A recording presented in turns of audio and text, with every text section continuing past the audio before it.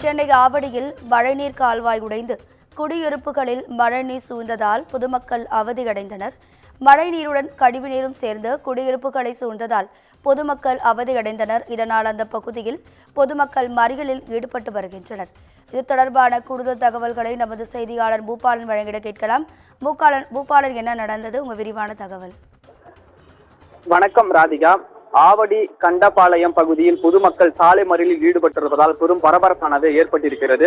குறிப்பாக நேற்று பெய்த பலத்தின் மழையின் காரணமாக ஆவடி கோவில் பாதைகளிலும் அதே போன்று குடியிருப்புகளிலும் மழைநீருடன் சேர்ந்து கழிவுநீர் சூழ்ந்திருப்பதால் பொதுமக்கள் கடும் அவதியுற்று வந்தனர். மேலும் மழைநீர் கால்வாயில் உடைப்பு ஏற்பட்டு கோவில் பாதை, கிருஷ்ணா அவென்யூ போன்ற பகுதிகளில் முழுமையாக மழைநீரானது தேங்கி காணப்பட்டு வருகிறது. இத்தகைய மழைநீருடன் கூடிய கழிவு நீரை விரைந்து அப்புறப்படுத்த வேண்டும் என பொதுமக்கள் காலை முதலே கோரிக்கை வைத்து வந்தனர்.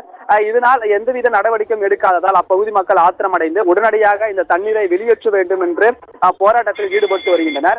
போராட்டத்தின் காரணமாக கண்டபாளையம் சாலை பகுதிகளில் கடும் போக்குவரத்து நெரிசலானது தற்போது ஏற்பட்டிருக்கிறது. இந்த போக்குவரத்து நெரிசலால் சற்று வாகன ஓட்டிகளும் அவதியுற்று வருகின்றனர்.